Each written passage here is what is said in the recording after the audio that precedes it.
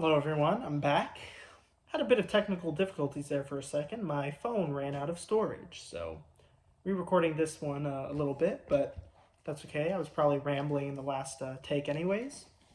And this is just going to be some general book updates on what I've been reading uh, across different genres, different books that I've really enjoyed lately.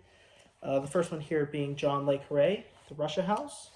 And I want to preface this is not a Russian lit video, but this book takes place in Russia with Russian characters.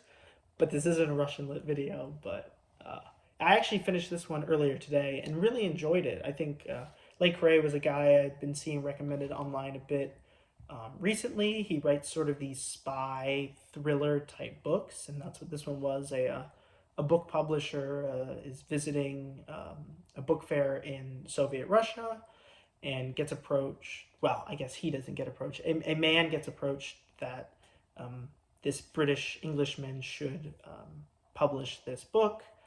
It essentially gets taken over by the secret spy government that are a part of this Russia house. Um, and yeah, he kind of has to become this general book publisher, has to become a spy. He previously wanted to do it and doesn't love being a book publisher, just kind of took over the family trade. um, Goes to Russia, maybe falls in love, maybe has to deal with both sides trying to get him to do what they want. But really interesting, in a sense, a bit confusing at the beginning, trying to understand how the narration was going. The narrator is actually the lawyer, so not this book publisher, but the lawyer kind of present to help organize any of the terms and documents that people need to sign for the spy organization. But overall, a good book. And I have another John Le Carre I picked up, I think, last weekend. It's called A Small Town in Germany, in a little paperback.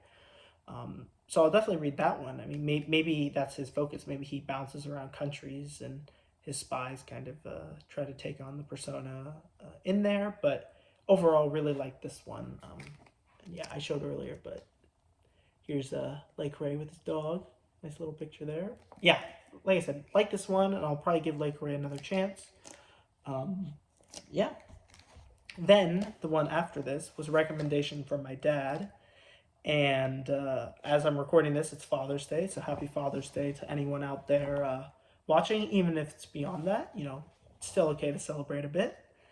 Um, and he read this, or maybe he listened to it in an audiobook. He gave me his copy, so I think he read it physical. Um, and just said, it was great. He really thinks I should read it. And so I eventually did. And I got to tell you, he was not wrong. This was excellent. And it was Endurance, Shackleton's Incredible Voyage. It's by Alfred Lansing. And this book came out in, I think, the 50s. The story, nonfiction about the ship, the Endurance, here we see on the cover, um, left Britain in, I think it was, 1917, and started World War One, and eventually is trying to cross Antarctica, and they get stuck in the snowpack. Their ship essentially gets frozen in place in beneath the Arctic Circle, and they essentially have to abandon their mission. They're not going to try to cross the Antarctic. They're going to try to survive, and this is just incredible. I think a lot of times people will say nonfiction is boring. Okay, that means that book is written poorly and you shouldn't read it. Sometimes nonfiction is really entertaining. Nonfiction, whether it's history, biography, adventure writing, can be really good. And then there's times like this where it's nonfiction, but I'm telling you, there's things in this book that don't seem real. The way that Lansing, I think, retells the story, which he uses a lot of notes from the 28 men on board, is just so unbelievable in some of the situations, and the fact that, spoiler, nobody dies. It's just incredible, how they can survive such harrowing conditions. Um, and at the same time, I think what they really focus on is certainly Shackleton's leadership, but also the morale of these men. It'd be so easy when you're trapped to have some sort of mutiny start rising, and there's almost not even hints of any sort of, well, certainly not a mutiny, but even of frustration among the men. They recognize, collectively they can get out of it, and if there's any sort of fraction among them, they're all toast. And I think that's what's really powerful. Certainly, for instance, Shackleton, is a strong figure here. But for instance, Worsley, there's one of the men. Worsley is sort of like the lead navigator, captain of one of the small ships as they start trying to um, make their way back towards any sort of civilization. It's just a great book. I think if you're looking for something maybe that you aren't aware of, certainly I wasn't, but it seems like this is a very, very popular book. I loved it. It gave me, reminded me of Krakauer's writings from like Into the Air, where he's trying to essentially, survive a crazy storm up on Everest. Here, these guys are trying to survive for a year and a half. Antarctica, ice, freezing weather, killer whales. I mean, anything you think might get them.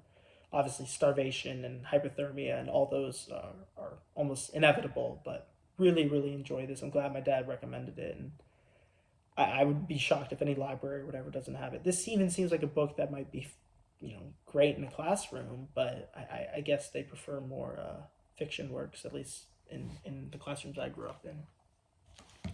And then we're going to go into something a bit different. This is a graphic novel. This is Asterios Polyp by David Mazzucchelli. There we can see Asterios there smoking, which he does quite often, at least for a lot of his life. And this was really interesting. I mean, I hadn't read a graphic novel in a long time, and this is a nice, it's big. It's got the thick pages with really nice artwork. Let's see if I can find a good, see if there's any good pictures here.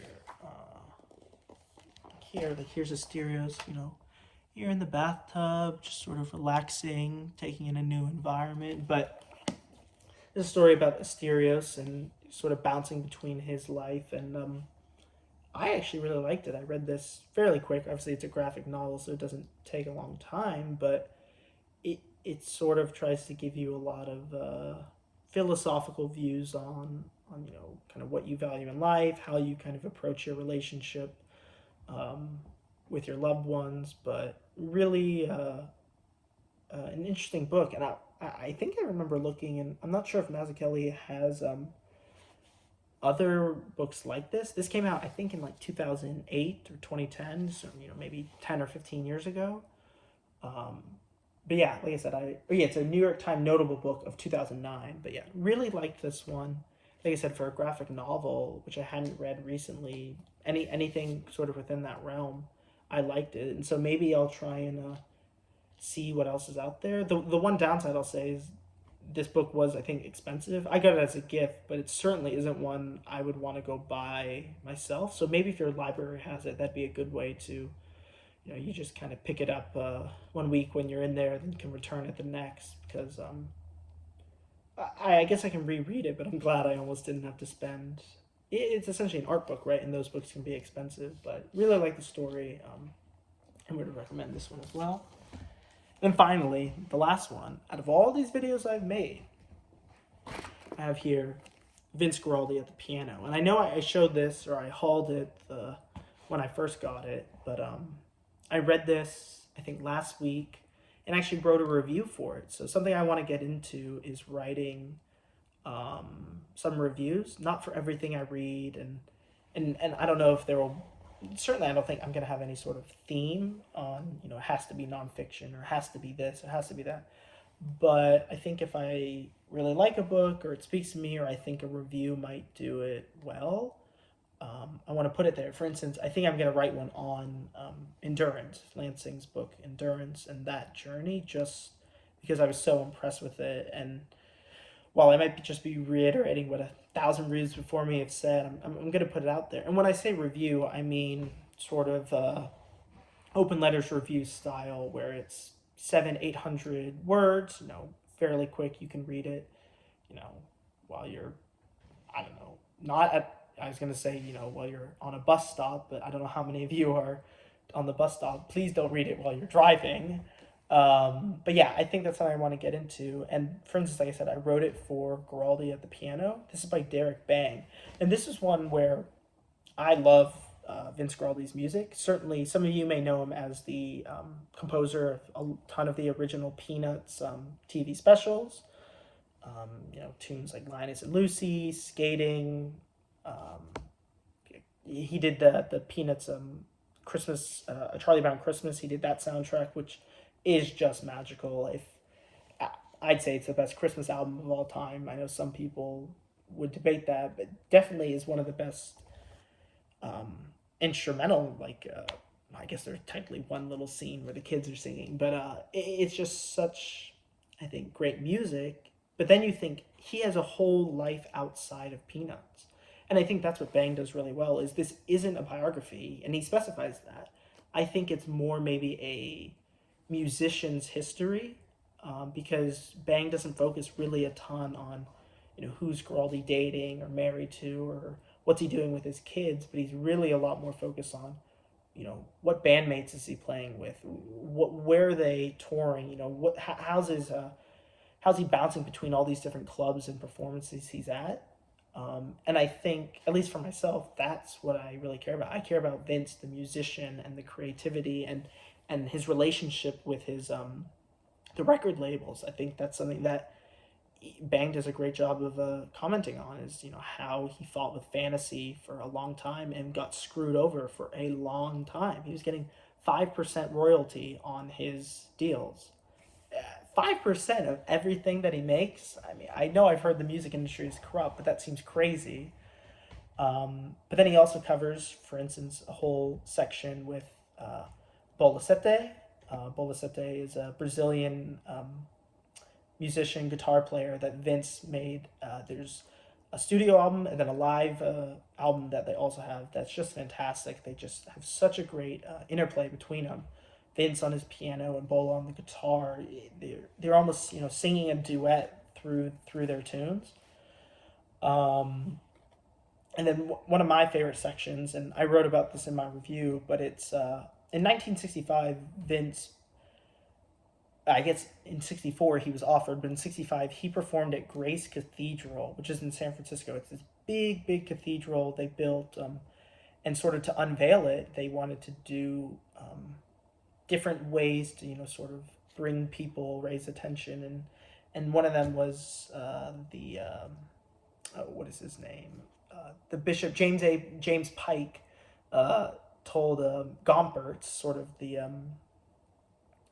I think it's Reverend Gompertz, to they wanted a hootenanny at this cathedral, and so that meant bringing jazz into a place of worship, which in 1965 in America had never been done before. I think Bang mentions that like in 62 or something, in Britain, a jazz performance had been done, but in America, nothing of that sort had been done. And so Gompertz tries to, proposes this to Guaraldi, and he loves it. He says, yeah, of course, let's do it. And I think that's what stands out, is it's not just a musician coming in blind, doesn't really care, doing it for a paycheck. Guaraldi actually loved his experience working with Grace Cathedral, working with the choir and the kids, and developing sort of this plan to create a special ceremony. And that's what's there's an album of it online, which is actually not the full service. It's actually kind of cut and stitched together. I think it was Gompertz and maybe some of the guys that get Fantasy that help sort of piece together what should or shouldn't be on the record. For instance, A Theme to Grace is one that you maybe even hear still today. It's sort of just a very classic church piece, but it's beautiful to listen to. But at the very beginning, there's sort of the Bishop Pike's introduction, and he goes, "Vince is not here to put on a performance. He's here to join us in Eucharist." And I think that's definitely what you get. My favorite tune from it is his Holy Communion Blues. It's like this 10-minute, sort of just his trio taking over a communion at a church. And you might think, jazz has no place in a church, and that's certainly what a lot of people were saying to him. But I think he had such reverence towards that ceremony, and Bang dedicates a whole chapter to it, which for me was just fantastic. Just reading about this service, right?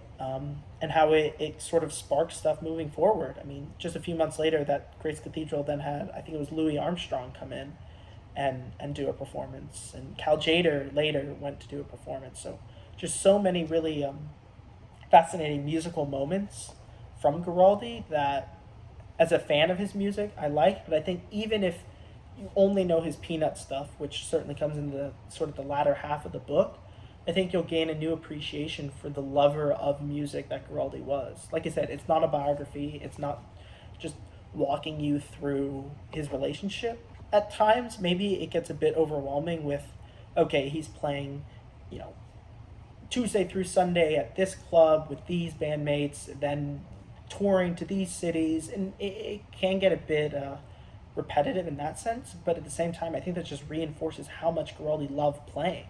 He didn't mind that he was constantly on the road doing shows for people, constantly improvising. I think that's the other thing that stands out is his music oftentimes is not the same when you hear it live compared to his studio recordings.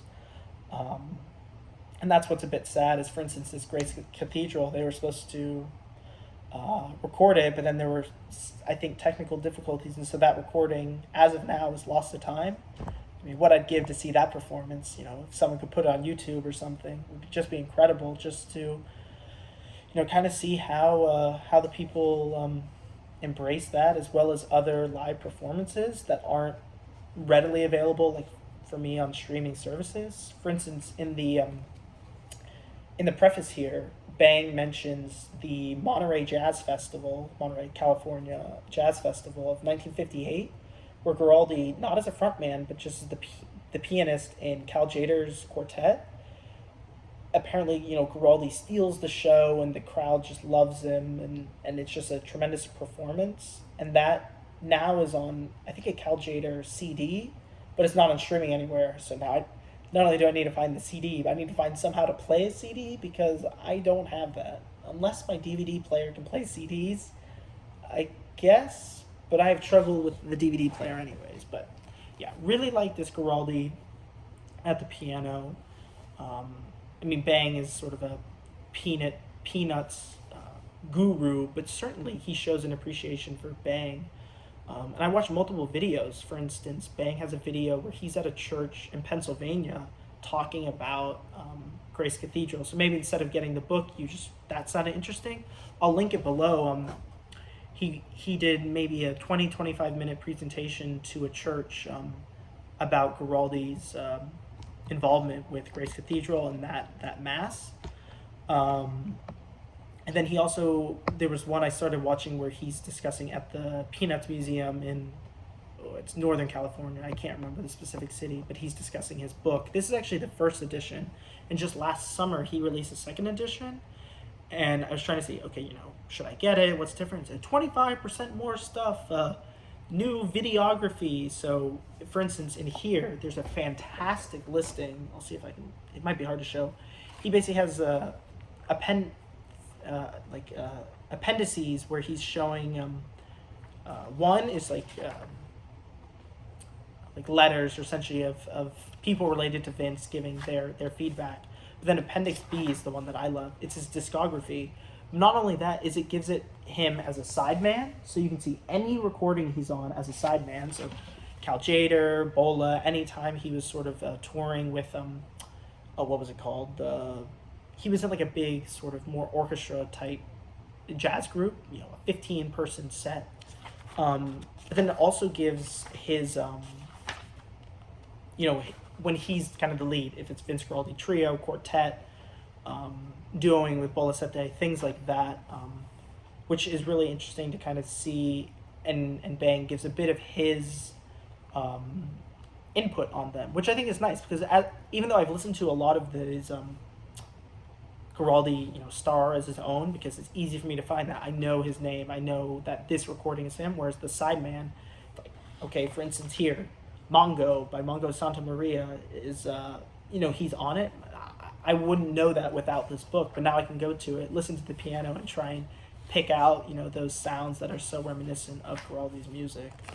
So I really like that. I think that obviously is more to the Giraldi nerd, but then finally there is this filmography, so you can get a bit of appearances he would have had. Now he was performing in the 50s and 60s before his premature death in the 70s, and that's what's so sad is kind of you would say, well, certainly he died young. He was a heavy smoker, and certainly that was just the norm at the time. And Bang mentions how some of the clubs he performed at were essentially smoke pits, and how much people would struggle to breathe. But it's definitely nice to see sort of his revitalization through Peanuts, Dave Brubeck, or what's his name? The other I can't remember his name. The other guy that started making David Benoit with the Peanuts music, kind of revitalizing him. But there's a reason you still see all the Peanuts music, and the best ones are still obviously the Giraldi tunes, whether they're playing advertisements or on just seeing a Charlie Brown Christmas or other Peanuts reruns on TV. So, like I said, wrote about this on Substack. I'll link that below. Like I said, I'll start writing. Hopefully, maybe I can do like one a week, but no guarantees there. It's completely free to read. Like I said, you can post. I don't know how it works really, if it'll email you when I post or if you check. But yeah, want to get into that. Just to start writing a bit more about what I read in a full sense, not just a review that says book good, me like. I'm not a caveman. I can actually put actual thoughts into it. But at the end of the day, I want to make it sort of this, kind of, like I said, Open Letters Review is this site where they post on new releases. But for now, I'm just going to do it on what I'm reading and enjoying. But yeah, that's it for now. Like I said, really enjoyed this. If you have any interest in jazz, Giraldi, I can't recommend it enough. I'm going to get the second edition just because I'm a nut about it. I'm sure whichever one you can find would definitely be good enough. Stereo's Polyp, great graphic novel. Endurance, probably of these four that I showed, definitely the easiest to recommend out of the four. And then The Russia House by Le Carre. Like I said, I'm going to be reading more of him, so I'll keep you up to date on my thoughts there. But yeah, hope you all enjoyed this sort of general reading video. I think I'll do more of these, sort of, whether it's weekly wrap-ups or get back into my monthly wrap-ups of what I've been reading. Just because I think it's almost just a good recap for myself as well. Remind myself what I like, kind of give myself a mental picture of where I really found the most interest. But that's it for now. Like I said, I have one more I'm going to be making. Might get a snack, actually. It's been a while. But yeah, hopefully you all are having a great night or great morning or great midday. And I'll talk to you soon. Bye.